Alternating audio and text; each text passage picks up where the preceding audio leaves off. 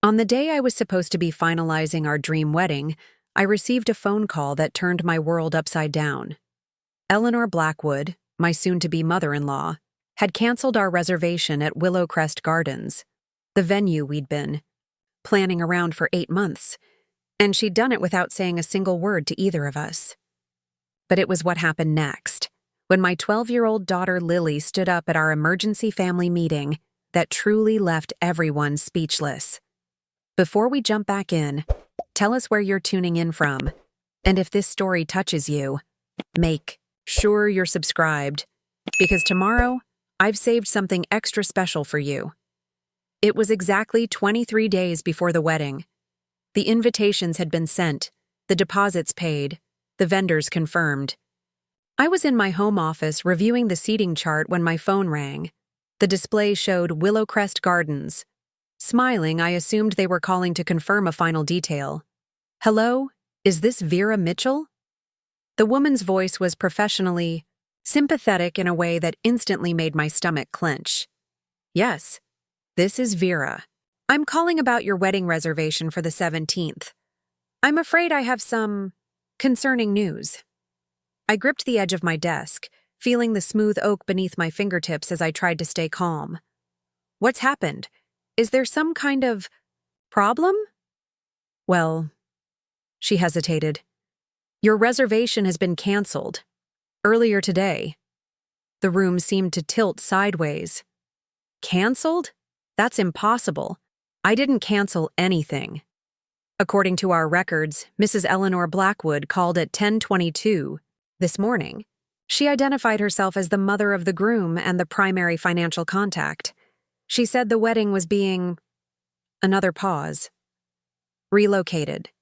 She requested a full refund of all deposits, which was processed back to her credit card. My lungs forgot how to work. Eleanor had canceled our venue. The venue we'd toured together. The one with the stone terrace overlooking the lake. The one with the magnificent willow trees we'd planned to marry beneath. And she'd done it behind our backs. "There must be some mistake," I managed to say. "Eleanor isn't the primary contact. My fiancé and I made all the arrangements." "I understand your confusion, Ms. Mitchell, but our records show Mrs. Blackwood made the initial reservation and paid all deposits from her personal account. We assumed you were aware." "I wasn't aware." "Not at all. Bennett had told me we were splitting the costs. He'd insisted on handling the venue payments himself while I coordinated with the other vendors. Now I understood why." I hung up after getting as many details as I could, my hands shaking so badly I could barely hold the phone. I called Bennett immediately. His voice was warm when he answered. "Hey, honey, just finishing up with a client. What's up?"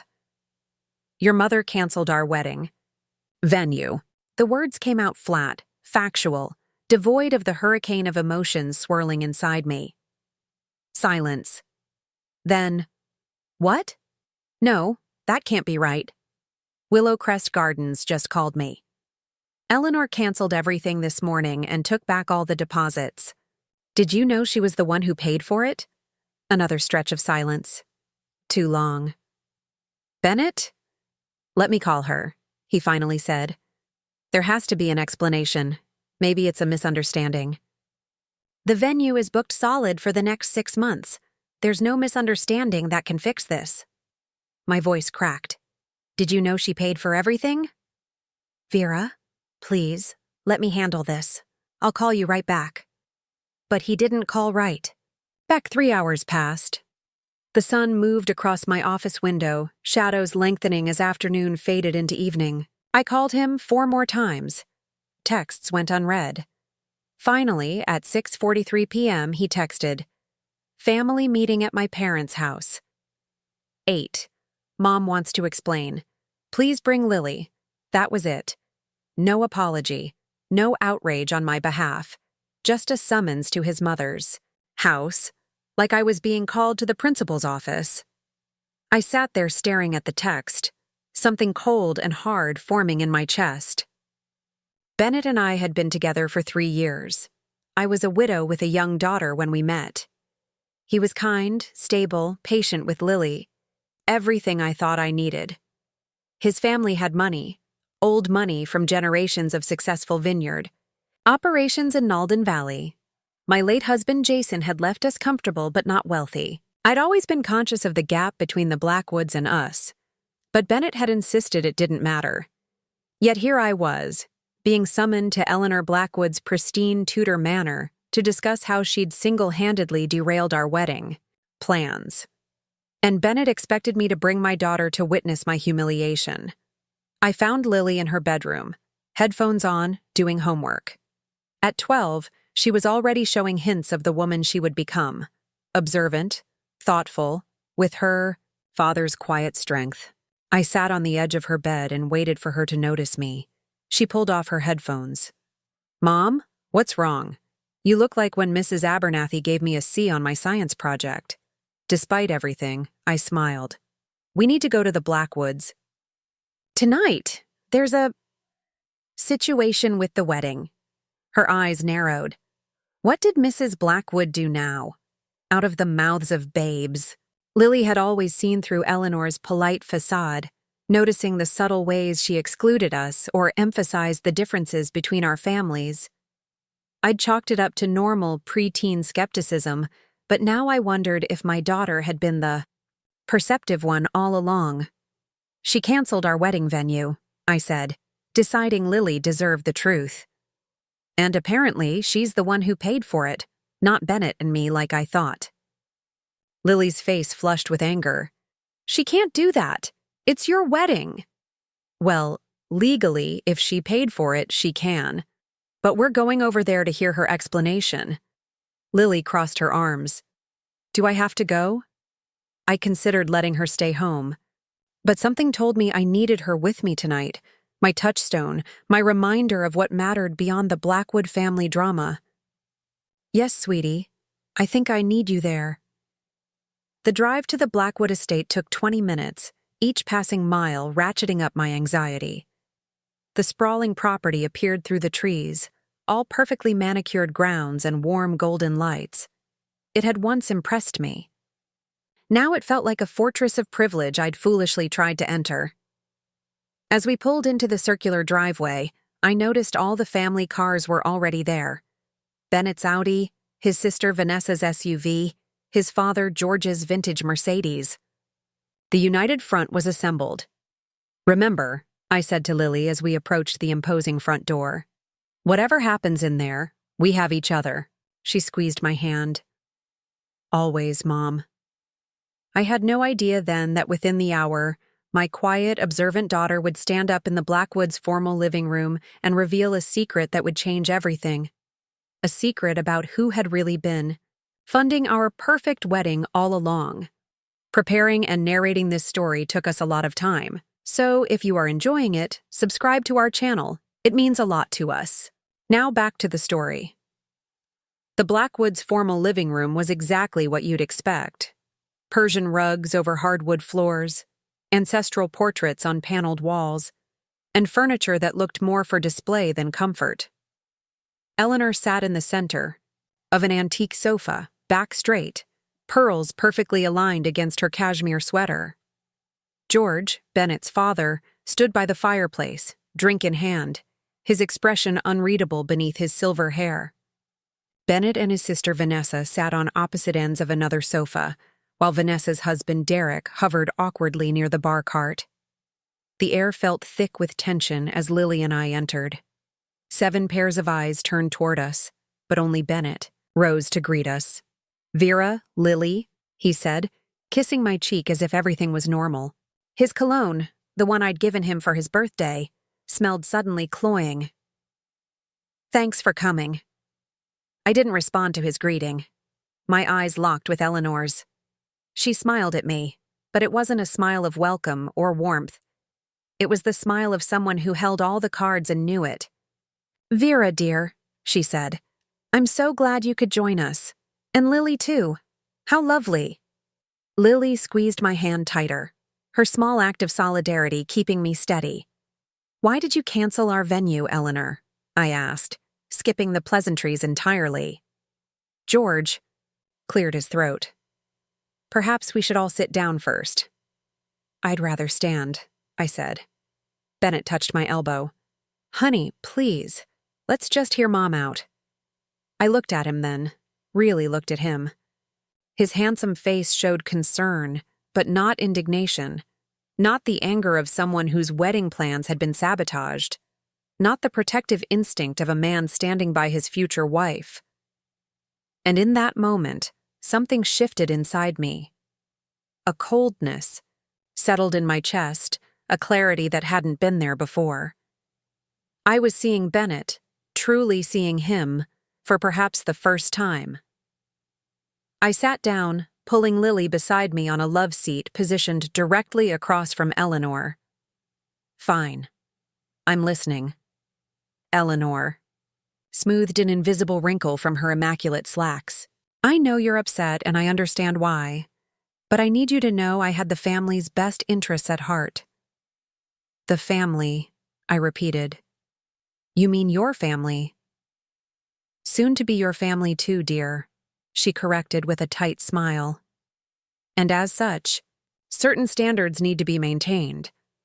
Willowcrest Gardens is lovely for a corporate event or perhaps a charity fundraiser, but for a Blackwood wedding, it simply wasn't appropriate. I felt the blood drain from my face. Not appropriate? Mother, Bennett interjected. Vera and I loved that venue. We chose it together. Eleanor waved a dismissive hand. You were being sentimental, Bennett. The lighting is terrible for photographs. The amenities are outdated. The guest list we discussed simply wouldn't fit comfortably in their spaces. The guest list we discussed? I echoed, looking between Eleanor and Bennett. What guest list is that? A flicker of guilt crossed Bennett's face. Mom had some suggestions about additional guests. People from the industry, some family connections. People who matter, Eleanor finished for him. I looked at Bennett, waiting for him to defend our choices, to say something, anything, that showed he was on my side. He shifted uncomfortably, then looked down at his hands. So you canceled our venue? I said slowly, turning back to Eleanor, because you didn't think it was good enough for a Blackwood wedding, without asking us, without discussing it with me. I've already secured Rosemont Hall, Eleanor said, as if this solved everything. It's much more suitable. They had a cancellation for the same weekend. I've doubled the deposit to hold it for us. The ballroom will accommodate the expanded guest list beautifully, and their chef is Michelin-starred. Expanded guest list, I repeated. The words felt foreign in my mouth. And I suppose you've chosen new invitations too? New flowers? New everything? Oh, that reminds me. Eleanor reached for a leather portfolio on the coffee table. I've taken the liberty of contacting several vendors. The ones you selected were quaint, but not quite the caliber a Blackwood event requires. My head was spinning. I glanced at George, hoping to find some voice of reason, but he simply sipped his scotch, watching the scene unfold with detached interest. Vanessa examined. Her manicure, clearly uncomfortable but unwilling to intervene, and Bennett, my Bennett, the man I was supposed to marry in 23 days. He sat there, silent, torn between his mother and me, but not actually making a choice. Not actually standing up. Not actually speaking. His silence told me everything I needed to know. You know, I said, my voice surprisingly steady.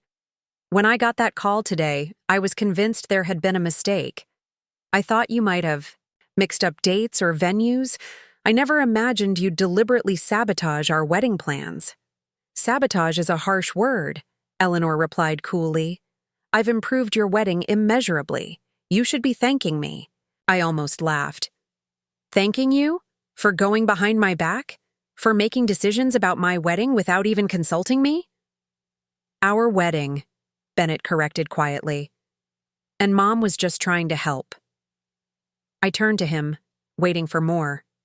Waiting for the defense, the outrage, the moment where he would finally stand up to his mother for me. But it didn't come. Just trying to help, I repeated softly. By canceling the venue we chose, by changing our guest list, by replacing our vendors. That's not help, Bennett. That's control. Eleanor sighed dramatically. This reaction is precisely why I handled things directly. I knew you wouldn't understand the social obligations of marrying into a family like ours. A family like yours, I said. The words hung in the air, heavy with implication. Lily, who had been silent until now, suddenly straightened. Beside me, her small face was flushed with an emotion I couldn't quite place. Anger, yes, but also something else. Determination. Mrs. Blackwood, she said, her voice clear and surprisingly firm for a 12-year-old addressing an intimidating adult. You said you paid for the venue, right? Eleanor looked surprised to be addressed directly by my daughter, but quickly recovered. Yes, Lily. The financial arrangements for the wedding have been my responsibility. Lily nodded slowly, as if confirming something to herself. Then she looked at me, a question in her eyes. I wasn't sure what she wanted, but I trusted her instincts implicitly. I nodded. She stood up then, this child of mine, straight-backed and unafraid in a room full of adults who'd been playing power games around her. I have something to say, Lily announced, looking first at Eleanor, then at Bennett, and finally at me. The room fell completely silent. Even George lowered his drink. I had no idea what my daughter was about to reveal. I only knew, watching, her stand there with her father's determined jaw and her hands clasped tightly in front of her, that whatever came next would change everything. And in that suspended moment, that breath before the plunge, I felt something shift in the air around us. The balance of power in the room was about to tilt, and somehow, incredibly, it would be my 12-year-old daughter who would tip the scales. Lily took a deep breath, looked Eleanor straight in the eye, and was about to speak words that I somehow knew would make everyone in that pristine living room gasp. But before I tell you what Lily said, before I tell you how she changed everything with just a few sentences, you need to understand how we got there in the first place. You need to know who we were before the Blackwoods entered our lives. My name is Vera Mitchell. I'm 38 years old, the owner of a small but successful graphic design studio, and a widow raising a daughter on her own. At least I was. Raising her on my own until Bennett Blackwood walked into our lives 3 years ago. I grew up in Mapleton, a modest suburb about 30 miles from Nalden Valley, where the Blackwoods had their estate. My parents were teachers. My father taught high school science, and my mother was an elementary school librarian. We lived in a small ranch house with a vegetable garden in the back and mismatched furniture that told stories of yard sales and hand-me-downs. We weren't poor, but we were careful with money. Every purchase was considered, every splurge planned for months in advance. When I was 17, I met Jason Mitchell at a college campus tour. He was a sophomore working as a student guide, showing our group around with infectious enthusiasm. He had warm brown eyes and a quick laugh, and by the end of the tour, I knew I would choose that university just to be near him. 2 years later, we were dating. 4 years later, we were married. He was brilliant with computers, always tinkering, always 3 steps ahead of everyone else. When I got pregnant with Lily at 25, Jason had just started his own software company. We lived in a tiny apartment, believing completely in his vision, in our future. By the time Lily was 4, Jason's company had taken off. We bought our first house. Nothing extravagant, but it was ours, with a yard for Lily to play in and an office for me to start my design work. We weren't wealthy like the Blackwoods, but we were building something. We had plans. We had dreams. And then, when Lily was 9, Jason died. A brain aneurysm. Sudden, unexpected, devastating. One moment he was helping Lily with her science project, and the next, he was gone. Just like that. No goodbye, no preparation. Just an ordinary Tuesday evening that ended our life as we knew it. What most people don't tell you about grief is how mundane it becomes. After the shock, after the funeral, after the casseroles from neighbors stop coming, You're left with paperwork. So much paperwork. Insurance forms, estate documents, bank accounts to transfer, passwords to recover. The business of death is exhausting.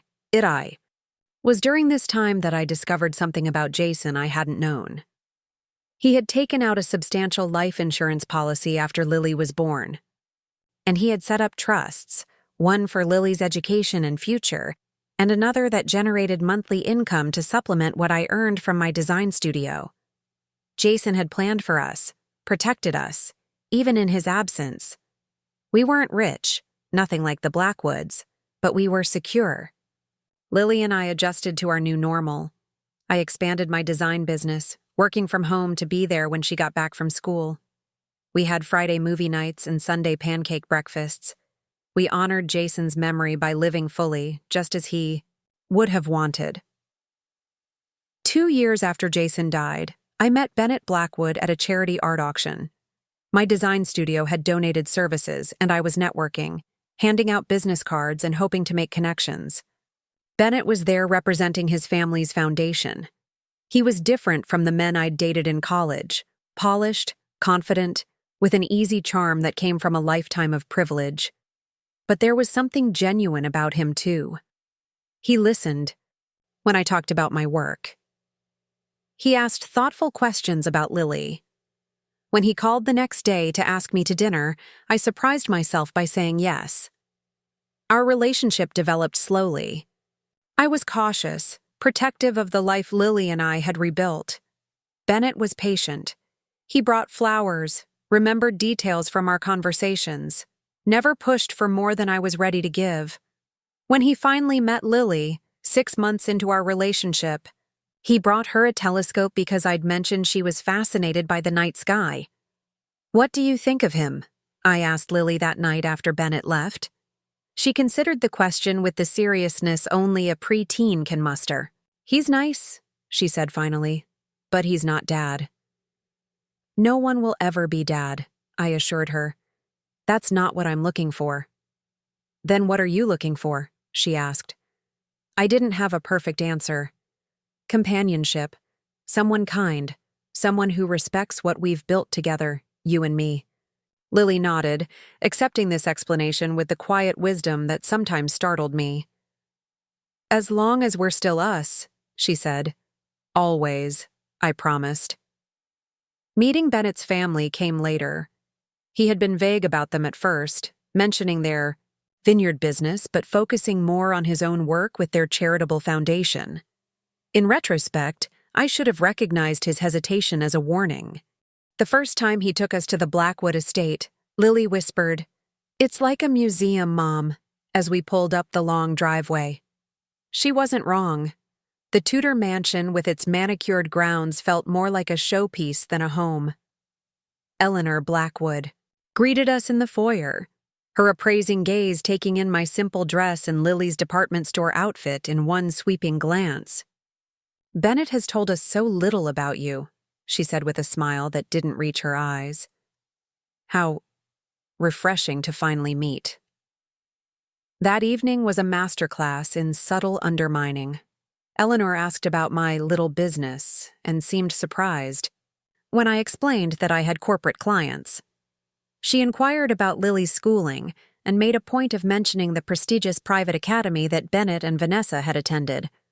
She asked about my family background in a way that made it clear she was assessing bloodlines rather than showing genuine interest. When I mentioned that Jason had been in technology, her interest briefly peaked. "What company?" she asked, the first direct question of the evening. "He founded Mitchell Software Solutions," I said. "Oh." Her disappointment was evident. "I'm not familiar with it." I didn't bother explaining that Jason's company had been acquired by a larger corporation after his death. It wouldn't have changed her assessment. As the evening continued, I noticed something that troubled me more than Eleanor's thinly veiled condescension. Bennett changed around his family. The thoughtful, attentive man I'd been dating for nearly a year became quieter, deferential, checking his mother's reactions before offering opinions. He laughed at his father's mildly inappropriate jokes, He didn't contradict Eleanor when she spoke over me. On the drive home, Lily was unusually quiet. "What did you think?" I asked, though I was almost afraid to hear her answer. She stared out the window for a long moment before responding. "Mrs. Blackwood doesn't like us very much." "She doesn't know us yet," I said, though I wasn't convinced this was the problem. "No," Lily insisted. "She doesn't like us. She kept looking at you like you were wearing the wrong clothes, from the mouths of babes." I reached over and squeezed her hand. "Well, it's a good thing we don't need her to like us, isn't it?" But as my relationship with Bennett deepened, as he became a more permanent fixture in our lives, I found myself hoping that Eleanor would warm to us. For Bennett's sake, I told myself. I made efforts, bringing thoughtful hostess gifts, complimenting her home, showing interest in the family history that clearly meant so much to her. Nothing changed. If anything, as Bennett and I became more serious, Eleanor's behavior grew more territorial. She would call during our dinner dates with urgent family matters. She would reminisce about Bennett's ex-girlfriend Charlotte, whose family apparently owned shipping interests along the East Coast. She would plan family functions and inform me of them last minute, then act disappointed when I couldn't rearrange my work schedule to attend. Through it all, Bennett remained mostly silent.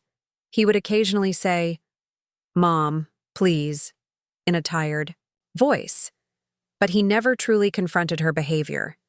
"You have to understand," he would tell me privately. "Family is everything to my mother. She'll come around eventually." When Bennett proposed on our second anniversary, I hesitated.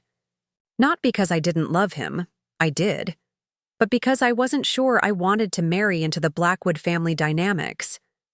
But Bennett promised things would be different once we were married. Eleanor would have to accept me then. We would set boundaries.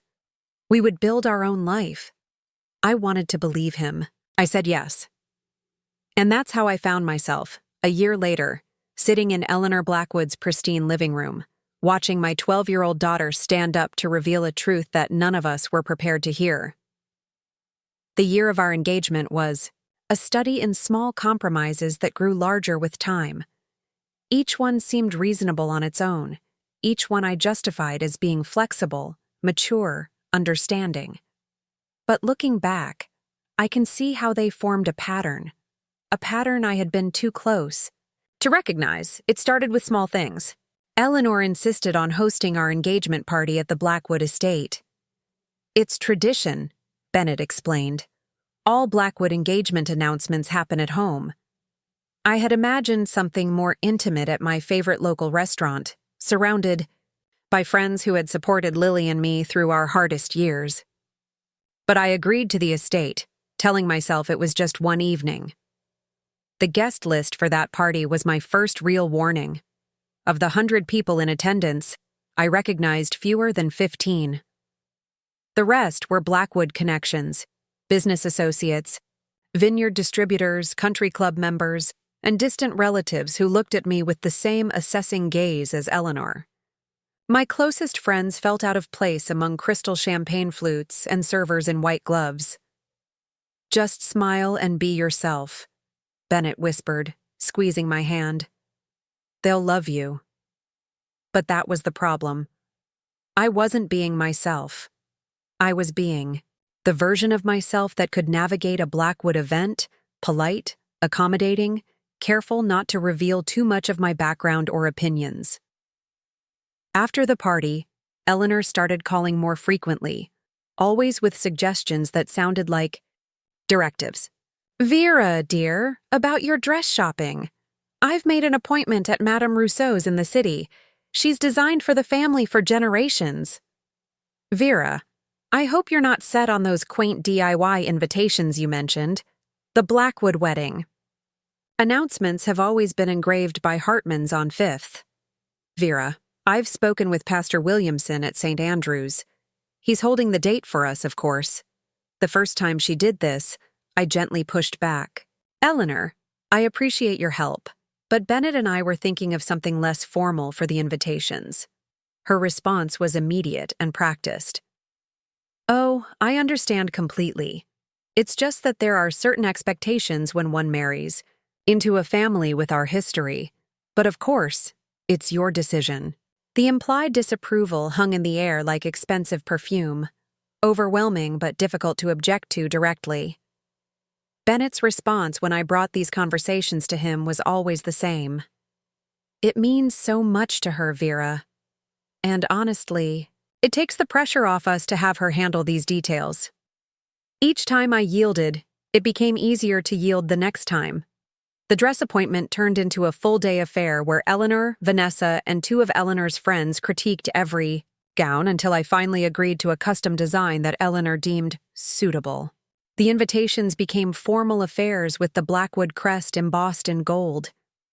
The simple wedding we had discussed became an event for 300 guests. Through it all, Bennett remained cheerfully oblivious to my discomfort. "Mom's in her element," he would say. "Just let her enjoy this." But it wasn't enjoyment I saw in Eleanor's eyes as she systematically reshaped our wedding plans. It was ownership, control. A message that while I might be marrying her son, I would never truly be part of their world unless I played by their rules. The venue was actually one of the few choices Bennett and I had managed to secure for ourselves. We had found Willowcrest Gardens during a weekend drive, stumbling upon its stone walls and willow-lined paths by happy accident. The owner, a retired landscape architect named Gerald, had created the space as a labor of love.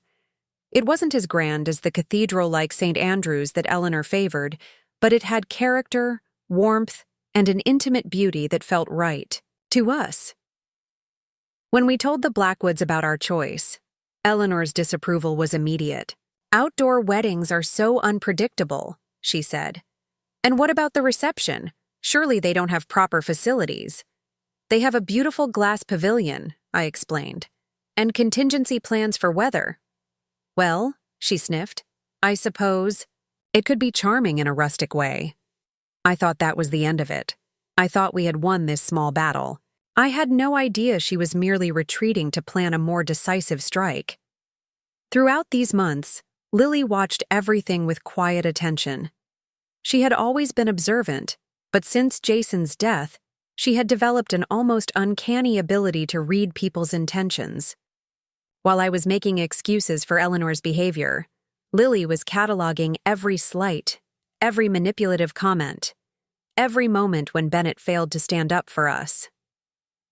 "Mom," she said one evening after a particularly tense dinner at the Blackwood estate, "do you remember what you said when you started dating Bennett? That you wanted someone who respects what we built together?" I nodded, surprised she had remembered that conversation so clearly. "I don't think the Blackwoods respect what we built," she said simply. "I don't think they even see it." Her words troubled me, but I dismissed them as the perspective of a child who was still adjusting to the idea of sharing her mother. "They're just different from us," I told her. "Change is hard for everyone." But the changes were becoming harder to justify. As the wedding approached, Eleanor's interventions grew bolder. She rescheduled my hair and makeup trials without consulting me. She changed the menu we had selected, claiming allergy concerns among guests I had never met. She even tried to convince me that Lily should wear a different dress than the one we had carefully chosen together. "Vanessa's goddaughter wore the most beautiful gown in the Westmoreland wedding last spring," Eleanor told me over lunch one day. "I've already spoken to her mother about borrowing it for Lily. This finally was a step too far."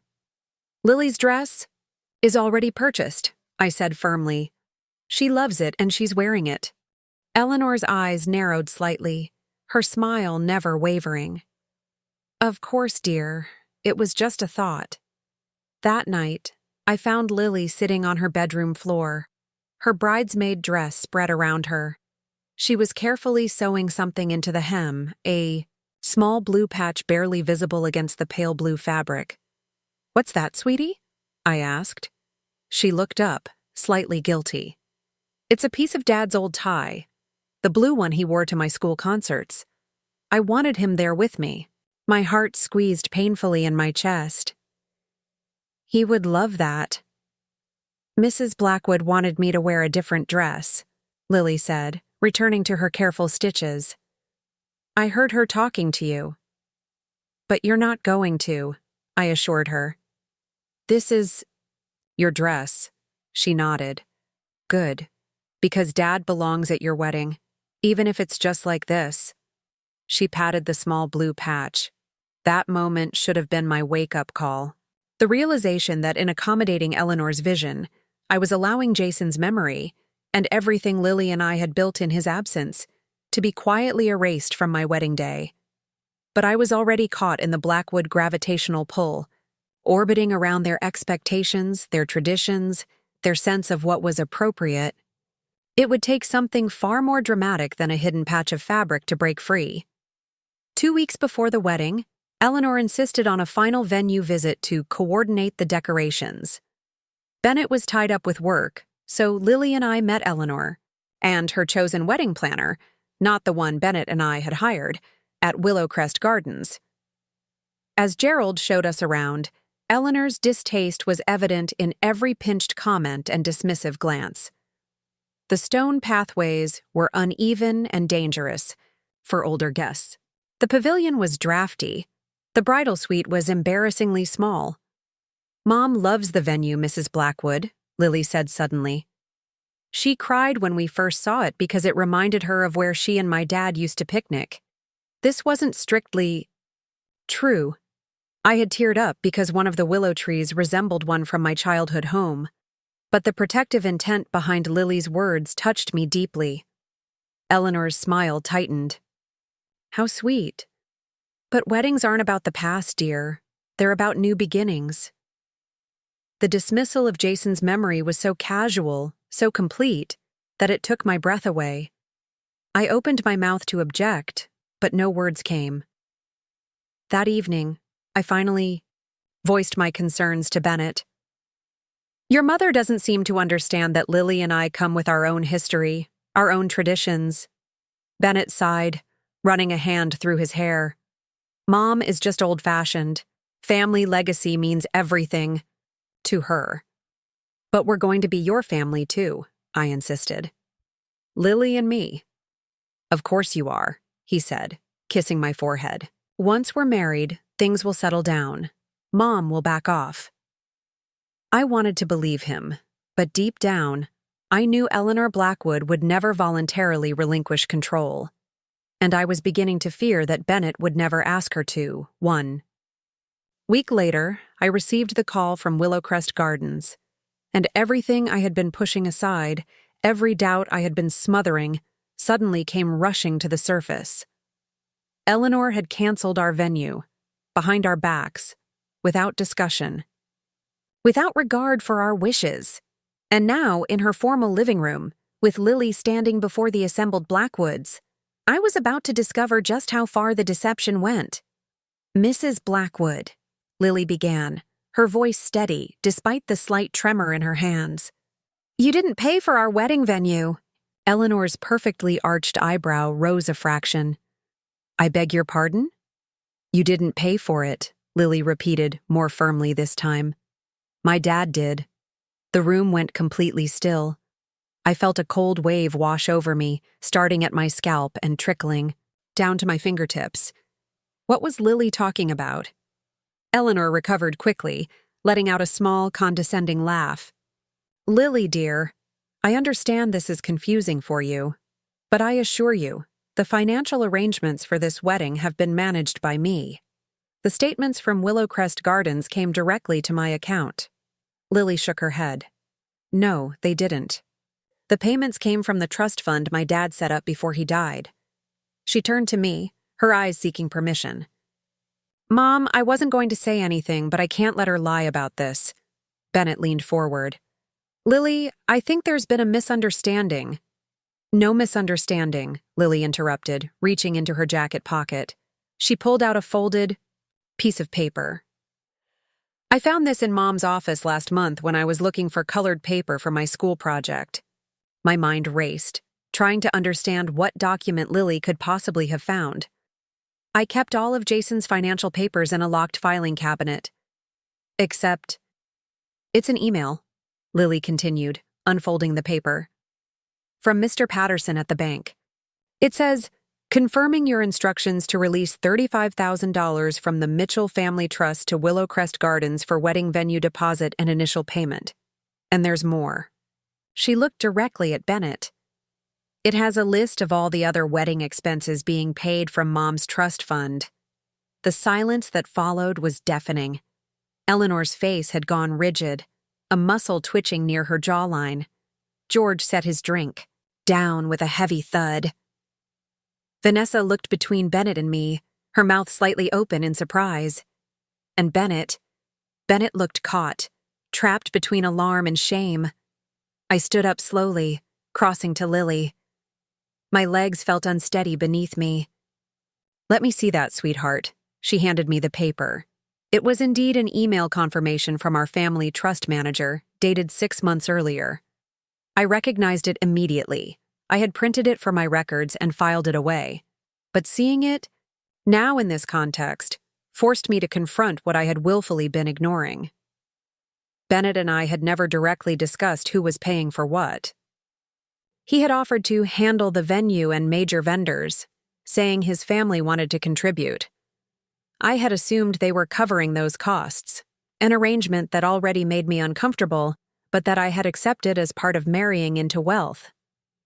Meanwhile, I had quietly authorized payments from Jason's trust fund for those same expenses, thinking I was paying my fair share. But the money had never gone where I thought it had. Bennett had redirected my funds that were specifically, from Jason, meant to take care of Lily and me. Bennett. My voice sounded strange even to my own ears, hollow and distant. What is this? He stood up, running both hands through his hair, a gesture I once found endearing but now recognized as his tell when cornered. Vera, I can explain. It's not what it looks like. It looks like you took money from my late husband's trust fund.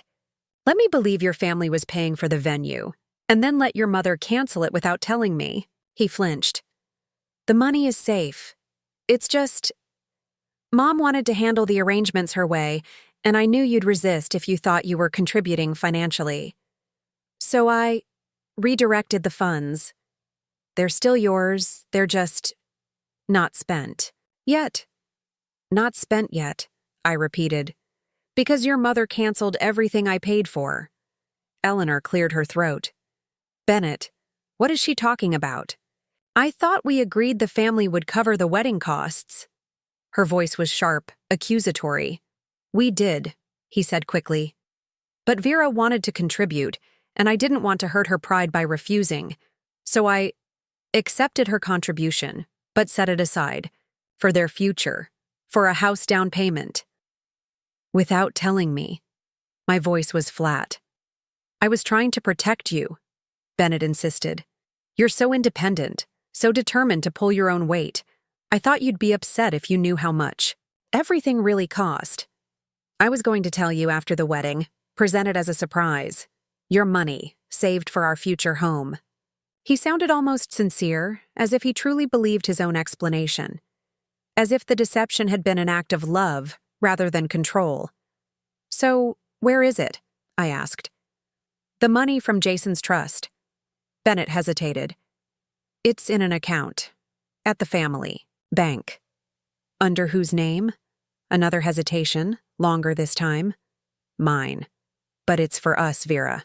For our future. I felt Lily's small hand slip into mine, a silent anchor in a world that was rapidly shifting beneath my feet. You took my money. I said slowly. Money that Jason left to secure our future. You directed it into an account I can't access? And then you let your mother dismantle all our wedding plans as if they were hers to change. You're making it sound terrible, Bennett protested. It was a loving gesture. A loving gesture would have been honesty, I replied. This was manipulation from both of you.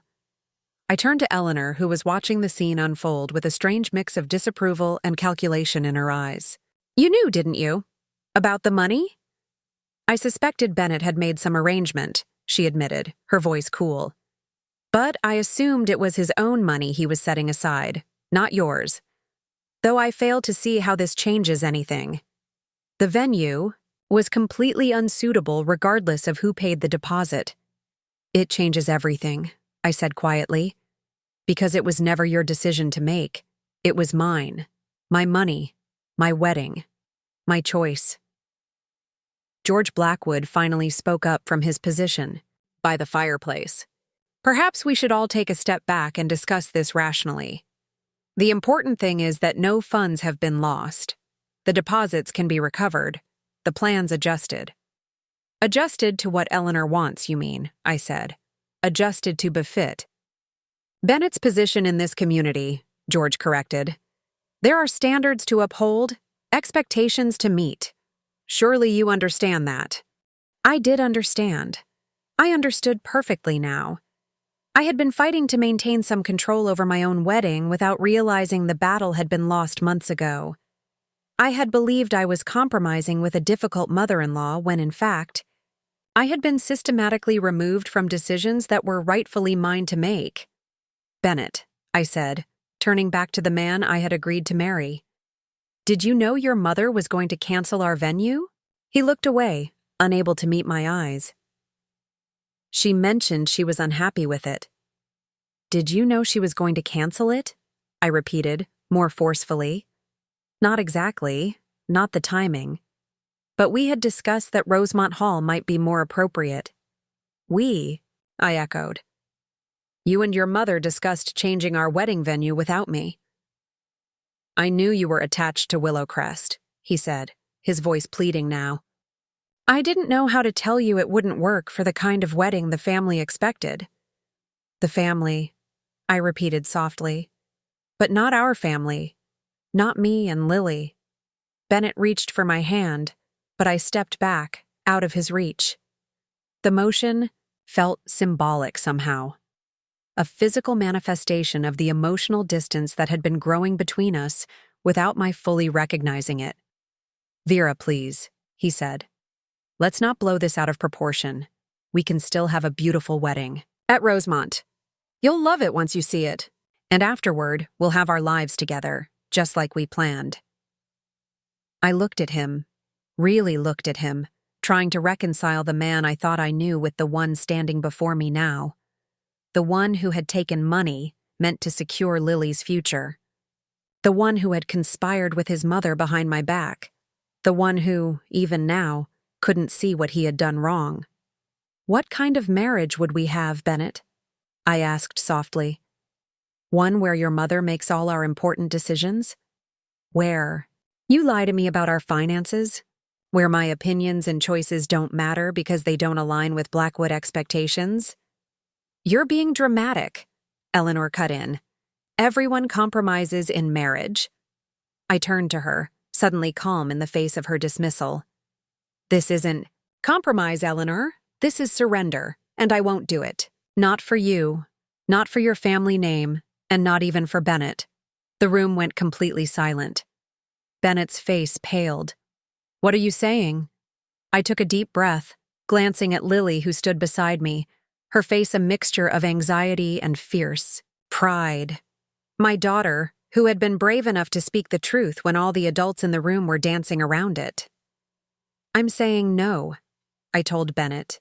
No to Rosemont Hall, no to a wedding planned by your mother, and no to a marriage where my voice doesn't matter? No?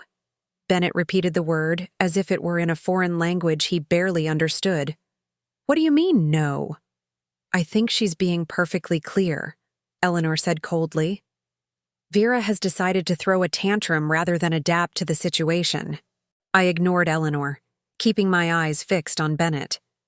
I mean, I'm not marrying you. Not like this. Not when you've shown me exactly what our life together would be. The silence that followed was broken only by Vanessa's sharp intake of breath. Derek shifted awkwardly beside her, clearly wishing to be anywhere else. George Blackwood's face had hardened into an impassive mask. You can't be serious, Bennett finally said. We're getting married in 3 weeks. Everything is arranged. Is it? I asked. Because from where I'm standing, everything has been disarranged. By your mother, with your knowledge. This is absurd, Eleanor declared, standing up with the rigid posture of someone unaccustomed to losing control of a situation. Bennett, take Vera home. She's clearly overwhelmed and not thinking clearly. You can discuss this privately. Don't tell him what to do, Lily suddenly interjected, her young voice cutting through the tension. That's the whole problem. All eyes turned to my daughter. Eleanor's expression was one of barely concealed outrage at being addressed in such a manner by a child. But there was something else there too, a flicker of unease, as if Lily had named a truth too uncomfortable to acknowledge. Bennett stepped toward us, his hands outstretched in a placating gesture. Vera, Lily, please. Let's go home and talk about this calmly. Mother, I'll handle this. Will you? I asked quietly. Because you haven't handled anything so far. You've let your mother make our decisions, spent my money without my knowledge, and stood by while she dismissed everything that matters to me and Lily. He flinched as if I'd struck him. That's not fair. I've been trying to balance everyone's needs. No, I corrected him. You've been trying to please your mother while pretending to support me. There's a difference. This is ridiculous, Eleanor interjected. Vera, you're making a scene over a venue. A venue. We're offering you something better, more appropriate. Turned to face her directly. It's not about the venue, Eleanor. It's about respect. It's about honesty. It's about recognizing that I'm an equal partner in this relationship, not a project for you to manage. Equal? Eleanor's laugh was brittle. My dear, nothing about this situation is equal. We are offering you entrance into a world you couldn't access on your own. A position in society, financial security, connections that your little design business could never provide. Mom, Bennett warned, but Eleanor was beyond heeding caution now. Let's be honest, she continued, her voice cutting. You're a widow with a child and a modest business. Bennett is the heir to one of the oldest family enterprises in the region. This match was always an act of generosity on our part. The room went completely still. Even George looked uncomfortable with his wife's bluntness. I felt a strange calm settle over me, the kind that comes with absolute clarity. Thank you, Eleanor, I said quietly. She looked momentarily taken aback. For what? For finally saying what you've been thinking all along, for making it crystal clear what this marriage would really mean. I turned back to Bennett. Is that how you see it too? As an act of generosity? Elevating the widow and her fatherless child to your social circle? No, Bennett protested, glaring at his mother. Vera, you know that's not how I feel. Do I asked. Because you've never once stood up to her. Not when she belittled my business. Not when she questioned my parenting. Not when she systematically dismantled our wedding plans. And not now, when she's made it abundantly clear that she sees me as beneath you. Bennett looked stricken. I love you, Vera. I love Lily. You know that. I know you think you do, I said softly. But love without respect isn't love at all. It's ownership. And I've already built a life where I belong to myself. I reached for Lily's hand, squeezing it gently. We're leaving now. Vera. Wait, Bennett pleaded. Give me a chance to fix this. I paused, looking at him one last time.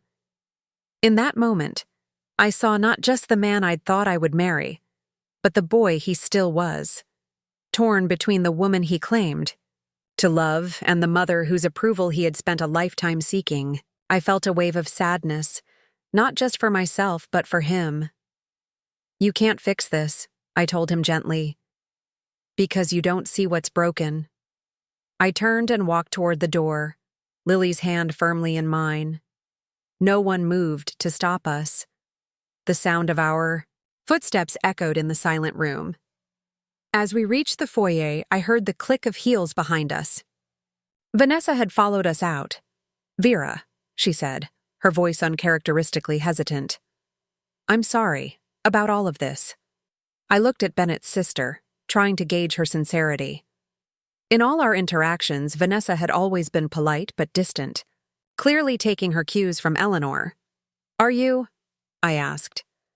She nodded, glancing back toward the living room to ensure we weren't overheard. Mother has always been controlling.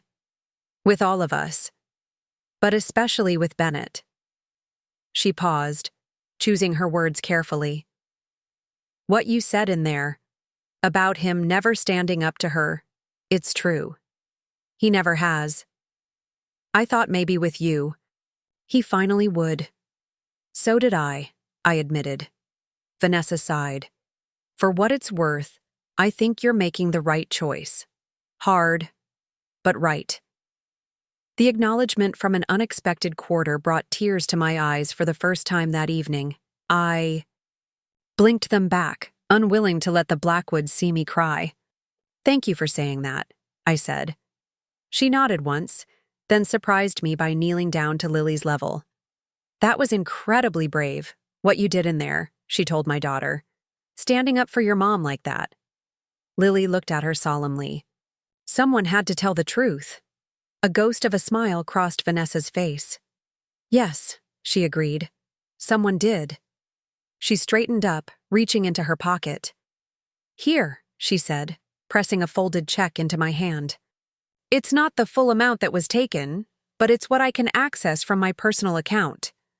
Bennett will return the rest. I'll make sure of it. I stared at the check, momentarily speechless. It was made out to me for $20,000. Can't accept this, I started to say. Yes, you can, Vanessa insisted. Consider it an apology from at least one Blackwood who knows better. Before I could respond, the living room door opened. Bennett appeared in the hallway, his face pale and determined. Go, Vanessa whispered. I'll handle this. We slipped out the front door as Vanessa intercepted her brother. The last thing I heard was Bennett calling my name and Vanessa firmly telling him, let her go, just for tonight, let her go. The night air was cool against my face as Lily and I walked to my car. The Blackwood estate was illuminated behind us, every window glowing with warm light that now seemed deceptive rather than inviting. I felt oddly weightless, as if I'd set down a burden I hadn't fully acknowledged I was carrying. Are you okay, Mom? Lily asked as we reached the car. I looked down at my remarkable daughter, so observant, so brave, so wise beyond her years. I think I will be, I told her truthfully. Are you? She considered the question with her characteristic seriousness. I'm sad, she admitted. But not because the wedding's off, because Bennett wasn't who we thought he was. People are complicated, I said, unlocking the car. Bennett isn't a bad person. He's just... I searched for the right words. Not strong enough, Lily finished for me. Dad would have stood up for us. The simple truth of her statement caught in my throat. Yes, I agreed. He would have. As we drove away from the Blackwood estate, I felt an unexpected sense of peace settling over me. The road ahead was uncertain. There were announcements to make, deposits to reclaim, explanations to give. But for the first time in months, perhaps even years, I was making a choice that honored not just who I was, but who Jason had been and who Lily was becoming. In the days that followed, the story of our canceled wedding spread through social circles like wildfire. I imagined Eleanor trying desperately to control the narrative, to paint me as unstable or mercenary. But I discovered I didn't care. The people who mattered, my real friends, my clients, the community Lily and I had built, together, rallied around us with unwavering support. Bennett called repeatedly. I let his calls go to voicemail at first, uncertain what more there was to say. When I finally answered, 3 days after that fateful night at the Blackwood estate, his voice was ragged with emotion. Vera, please, he began without preamble. Give me another chance. I'll make this right. How? I asked simply. I'll stand up to my mother. We'll have the wedding we planned, at Willowcrest or anywhere else you want. I've already transferred all the money back to your account, more than was taken to cover any inconvenience. It was never about the money, Bennett. Then what? He asked, a note of frustration creeping into his voice. Tell me what you want me to do, and I'll do it. And there it was, the fundamental misunderstanding at the heart of our relationship. Bennett still saw this as a problem to be fixed, a transaction to be completed. He couldn't grasp that it was about a pattern of behavior, about values fundamentally misaligned. I don't want to tell you what to do, I said quietly. I wanted a partner who already knew, who understood without being told that respect and honesty aren't negotiable, who would stand with me, not above me or behind me. I can be that person, he insisted. I'll change. Maybe you can, I conceded. But not for me, Bennett, not because I'm making it a condition. That kind of change has to come from within. The silence on the line stretched between us like a physical thing, filled with all the words we'd never said, all the boundaries never established. I do love you, he said finally, his voice small. I know, I replied, and meant it. But sometimes, love isn't enough. 2 weeks after what should have been my wedding day, I sat on the back porch of our home, watching the sunset paint the sky in shades of pink and gold. The garden Jason had planted years ago was in full bloom, black-eyed, Susans and coneflowers nodding in the gentle evening breeze. I sipped tea from my favorite chipped mug, feeling the weight of the past months finally beginning to lift. Lily pushed open the screen door, the familiar squeak announcing her presence before she settled into the chair beside me. At 12, she was at that precious threshold between childhood and adolescence, sometimes strikingly mature, other times still my little girl. Tonight, she seemed older somehow. You didn't cry today, she observed, pulling her knees up to her chest. I glanced at her, surprised by the observation. No, I didn't. That's good, right? I considered the question. The first few days after, breaking off the engagement had been a blur of tears and administrative tasks, canceling vendors, returning gifts, fielding concerned calls from friends. The wedding that wasn't had consumed almost as much energy as the wedding that might have. Been. Yes? I said finally. I think it is good. Not because crying is bad, but because I'm starting to feel more like myself again. Lily nodded, her eyes thoughtful. I'm sorry I didn't tell you sooner about finding that email. I reached over to squeeze her hand. You have nothing to apologize for. You were trying to protect me. I didn't understand at first, she admitted. When I found it, I thought maybe it was normal for you to pay, but have Mr. Blackwood's family take credit. Like a pride thing for them. I smiled at her innocence. That would have been quite a strange arrangement. But then Mrs. Blackwood kept changing everything, and you kept getting quieter. And Bennett never said anything. It didn't seem right. The simple moral clarity of a child. I wished I had listened to my own instincts as readily as Lily had trusted. Hers. It wasn't right, I agreed. And I'm proud of you for speaking up when you did. She was quiet for a moment, tracing patterns on the arm of her chair. Do you think Bennett loved us? Really loved us? The question caught me off guard with its directness, but I owed her honesty. I think he loved us in the only way he knew. How? But true love includes respect and boundaries and honesty. Bennett struggled with those things. Because of his mom? Partly, I acknowledged, but also because of choices he made.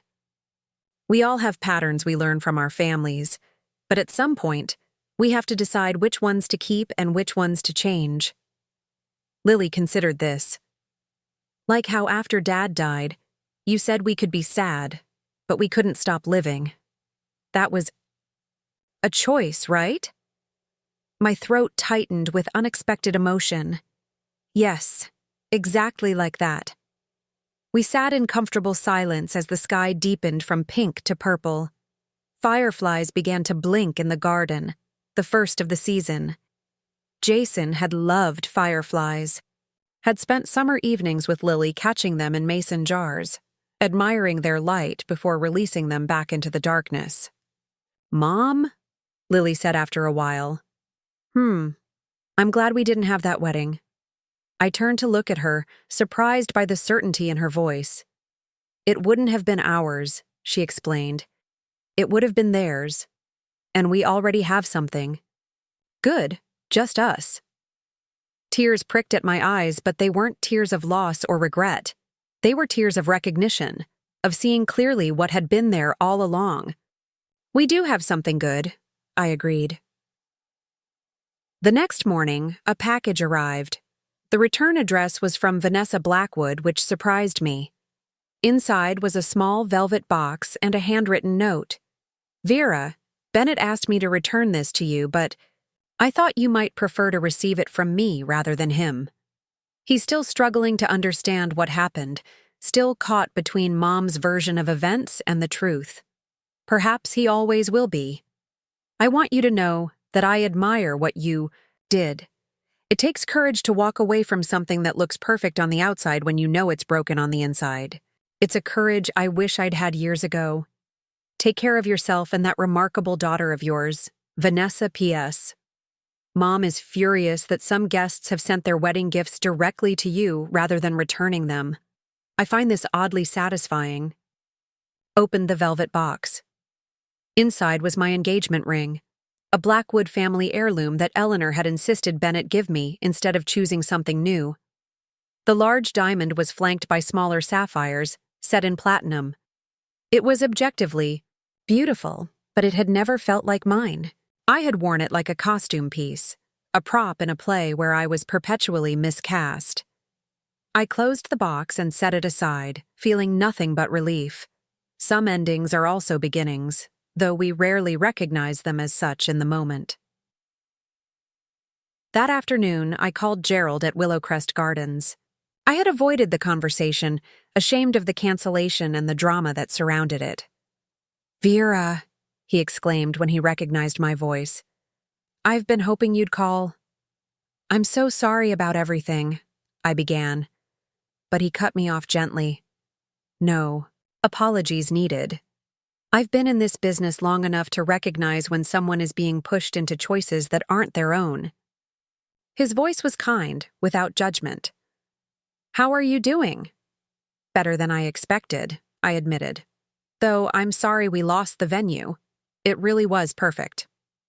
"About that," Gerald said, an odd note entering his voice. "The Blackwood deposit was indeed returned, but then I received another payment shortly after, an anonymous donation to hold the date." "Anonymous?" I repeated, confused. "Who would do that?" "The bank transfer came from something called the Mitchell Family Trust," Gerald continued. "I assumed you might know something about it." I nearly dropped the phone. "That's impossible. I never authorized—" I stopped mid-sentence as understanding dawned. "Lily," I whispered. "Pardon?" "My daughter," I explained. "She must have— I'm not sure how, but she must have found a way to transfer the funds." "Remarkable girl you have." "There," Gerald said, admiration evident in his voice. "She called me herself, actually. Said you might need the space for something else someday, and it shouldn't go to someone else just because plans had changed." Tears filled my eyes for the second time in as many days.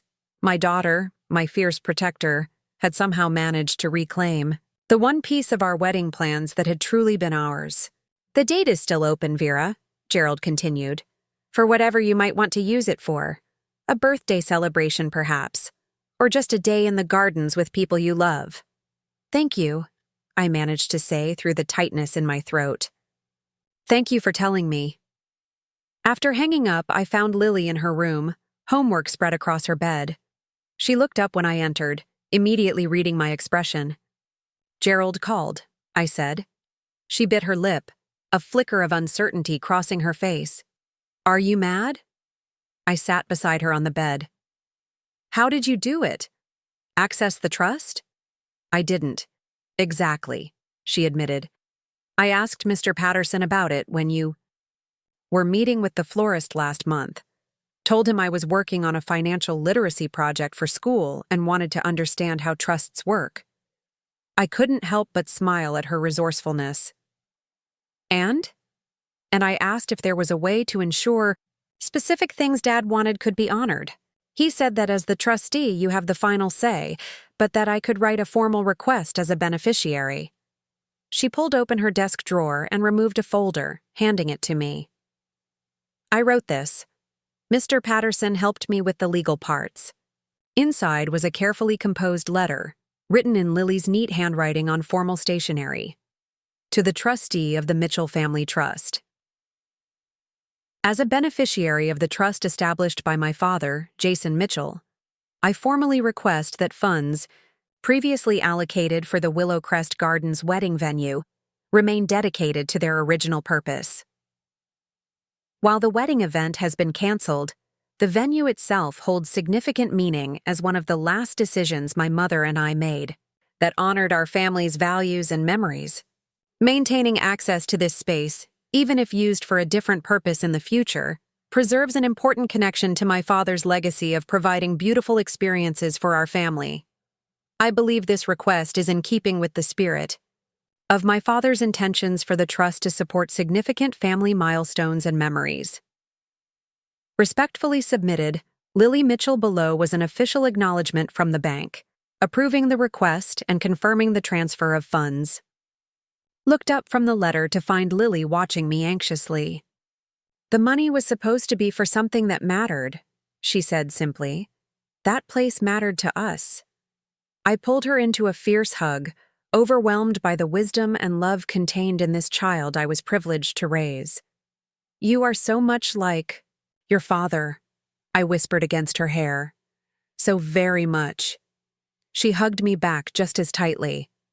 Is that okay? That I did it without asking? I pulled back to look at her. More than okay. It was brilliant and thoughtful and exactly right. Relief crossed her face. I thought maybe we could have a party there anyway, for your birthday or mine, or just because, with people who actually care about us. I think that's a wonderful idea, I agreed. And I think your dad would approve completely. That evening, as Lily slept, I found myself drawn to the box of Jason's personal items I kept in my closet. It wasn't something I looked through often. The early years after his death. Those mementos had been too painful to face. But now, I felt a strange compulsion to connect with him, to seek his wisdom even in absence. Inside were his favorite books, his watch, the silly world's best dad mug Lily had given him that he used every morning despite its garish colors. And, beneath those, a sealed envelope with my name on it. My hands trembled slightly as I opened it. Inside was a letter, dated just a few weeks before he died. My dearest Vera, if you're reading this, something has happened to me. And for that, I'm sorrier than I can express. I've always believed in being prepared, but writing this feels like tempting fate. Still, there are things I need you to know, just in case. The financial arrangements I've made will ensure you and Lily are taken care of. Patterson will explain. Everything. The money isn't just about security, it's about freedom. Freedom to make choices based on love rather than necessity. Freedom to build the life you want, not the one circumstances force upon you. I know you, Vera. I know your strength, your kindness, your fierce loyalty. I also know your tendency to compromise too much, to put others' needs before your own. Don't lose yourself in my absence. Don't settle for less than you deserve. Teach Lily to recognize her own worth. Show her that love shouldn't require the surrender of self. Let her see you standing tall, making hard choices, honoring your own heart. Whatever path you choose, know that my love for you both transcends whatever separates us now. I am with you always, even when I am gone. Forever yours, Jason, I pressed. The letter to my chest, tears flowing freely now.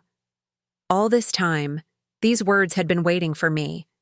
This message across time and space, this final gift from the man who had known me so well, perhaps better than I knew myself. In walking away from a marriage that would have diminished me, I had somehow honored not just my own worth, but Jason's memory as well. In teaching Lily to speak truth even when it was difficult, I was fulfilling the very wish he had expressed in this letter. For the first time since breaking off the engagement, I felt not just peaceful, but certain. The future stretched before us, undefined but full of possibility. Whatever came next, Lily and I would face it together, on our own terms, with the quiet strength Jason had recognized in us both. I carefully folded the letter and returned it to its envelope. Some messages need to be read just once to be carried forever in the heart. I knew, without any doubt, that whatever challenges lay ahead, I would not forget what I had almost lost, and what I had ultimately found in the aftermath of a canceled wedding venue and a daughter brave enough to reveal the truth. 6 months after the wedding that never was, Lily and I stood at the entrance to Willowcrest Gardens. It was her 13th birthday, and true to her suggestion, we had decided to reclaim the venue for a celebration that was truly ours. The October air was crisp, carrying the scent of autumn leaves and late-blooming flowers. Gerald had outdone himself, stringing fairy lights through the willow trees and arranging rustic wooden tables on the stone terrace. No assigned seating, no place cards embossed with family crests, just comfortable spaces for the people we loved to gather and celebrate. Ready? I asked Lily, who looked beautiful and so grown up in her new blue dress, the color she had chosen herself, not the pale pink Eleanor had once insisted would be more appropriate. She nodded, a smile spreading across her face as she spotted her friends already exploring the garden paths. It's perfect, Mom. And it was. Not because it was elaborate or impressive, but because it was authentic. Every detail reflected choices we had made together, from the playlist of Jason's favorite songs to the simple wildflower centerpieces arranged by Lily and her friends the day before.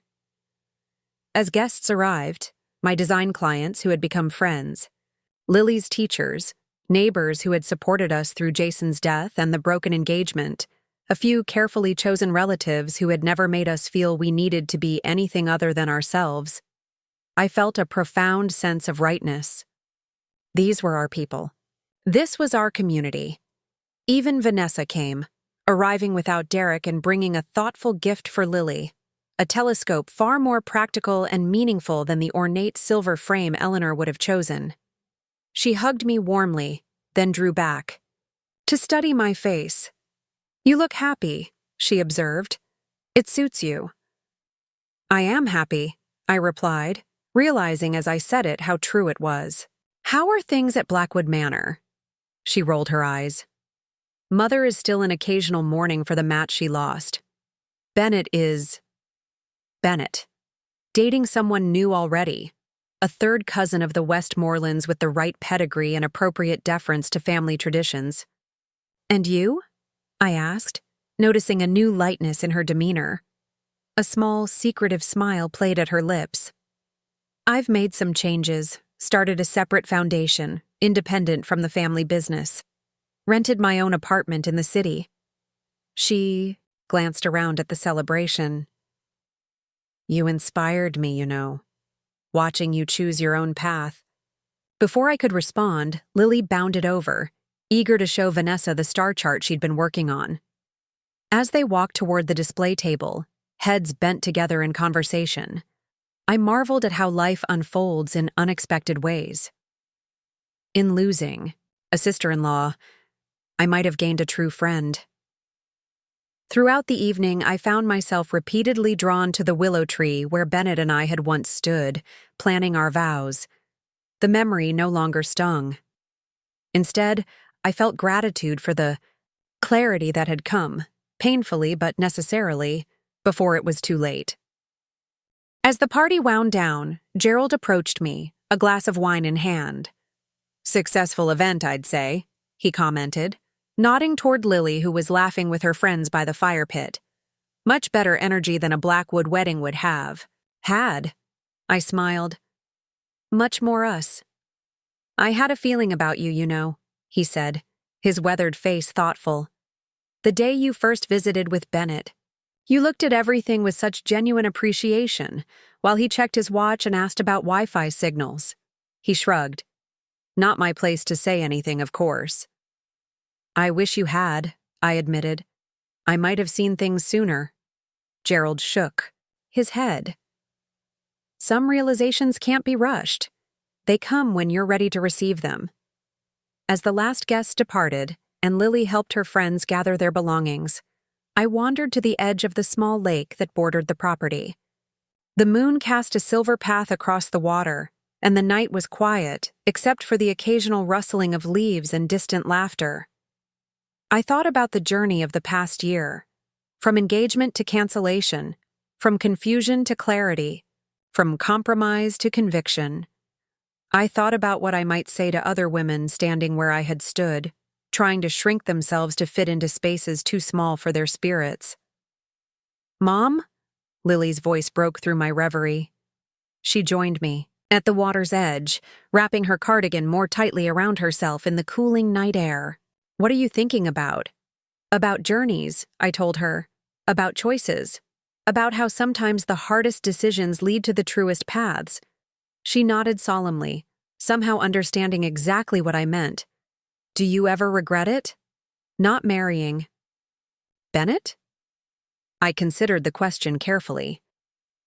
"I regret that I didn't see sooner what was happening. I regret that I was willing to compromise so much of myself. But no, I don't regret the decision itself." "Good," she said firmly. "Because you deserve someone who sees you. Really sees you." I smiled, wrapping an arm around her shoulders. "So do you, my wise girl. So do all of us." We stood together in comfortable silence, watching the moonlight dance on the water. After a moment, she spoke again, her voice softer. "Do you think you'll ever get married? To someone else, I mean?" "I don't know," I answered honestly.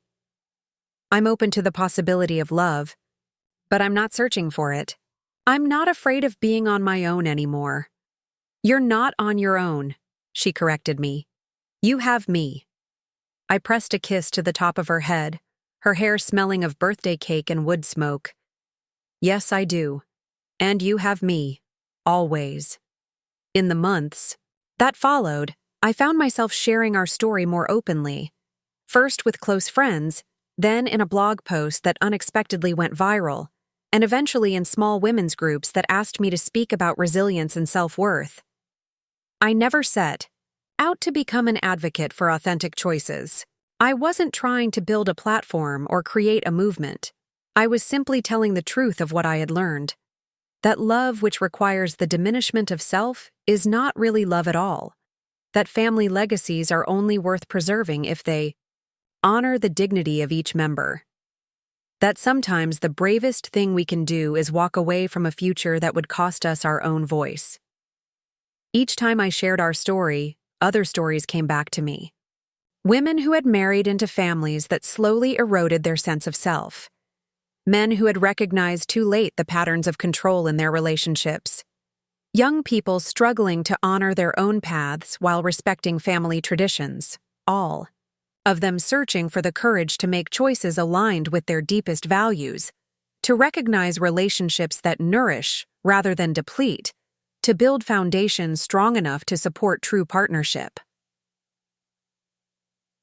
A year to the day after what would have been my wedding, I received an email that stopped me in my tracks. It was from Bennett. "Vera, I've started and deleted this message a dozen times, unsure if I should reach out or let the past remain in the past. But something you once said to me has been echoing in my mind. You can't fix this because you don't see what's broken. I think I'm finally beginning to see.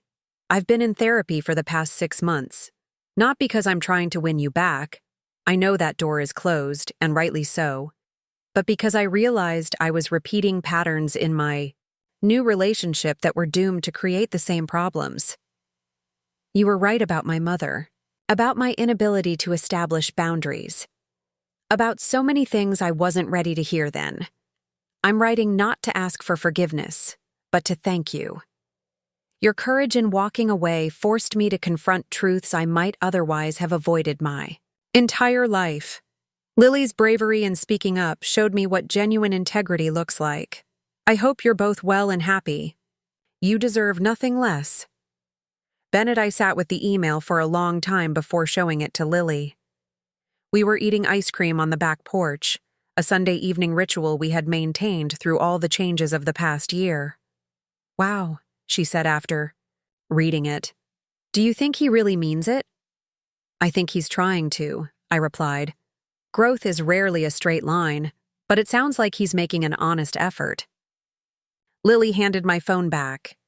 Are you going to respond? I nodded. Yes, not today, but I will. Acknowledgement of growth matters, even if it doesn't change the past. She considered this, then nodded in agreement. It's like what you always say about forgiving people. What's that? That forgiveness isn't about erasing what happened. It's about not letting it control your future. I smiled, continually amazed by this child who absorbed life's lessons and reflected them back with such clarity. Exactly that. As the sun set on another day, I thought about all the women who might be sitting at similar crossroads, questioning relationships that diminish them, facing decisions that require immense courage, wondering if they're overreacting to red flags their intuition recognizes, but their conscious mind dismisses. I wished I could tell each of them what I now knew with bone-deep certainty, that walking away from the wrong relationship, no matter how far along the path you've traveled, is never a failure. It's an act of profound self-respect, that the voices telling you to compromise your core needs, whether they come from prospective in-laws, partners, or society at large, are voices you can choose not to heed. That saying no to what diminishes you creates space for yes to what fulfills you. If my story resonates with you, if it reminds you of a moment when you had to choose between peace and truth, between belonging and authenticity, know this: you are not alone. The path of genuine self-worth is rarely the easiest one, but it is always, always the one that leads to real joy. Trust the voice inside you that recognizes when something isn't right, even when everyone around you insists it's fine. Listen to your children when they speak uncomfortable truths you've been avoiding. Honor the legacy of those who loved you by refusing to settle for less than real partnership.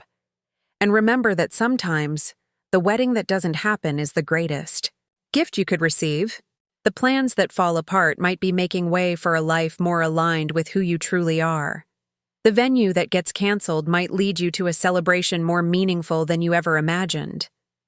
Lily and I didn't get the wedding we thought we wanted, but we got something far more valuable: the unshakable knowledge that we are enough, exactly as we are, that our voices matter, that our choices count, and in the end, that knowledge is the foundation of every genuine relationship, every authentic connection, every life lived with integrity and purpose. If this story touched something in you, if it gave you courage or clarity or simply a moment of recognition, share it with someone who might need to hear it. Leave a comment about your own experience of choosing yourself. Subscribe to hear more stories of women finding their way back to their own truth. Because while my story is just one among many, the pattern it reveals is universal. When we honor our deepest knowing, when we refuse to be diminished, when we choose authentic love over hollow approval, we don't just change our own lives, we create ripples that touch everyone around us. Just ask my daughter, who watched her mother find the courage to say no to a future that would have slowly erased her.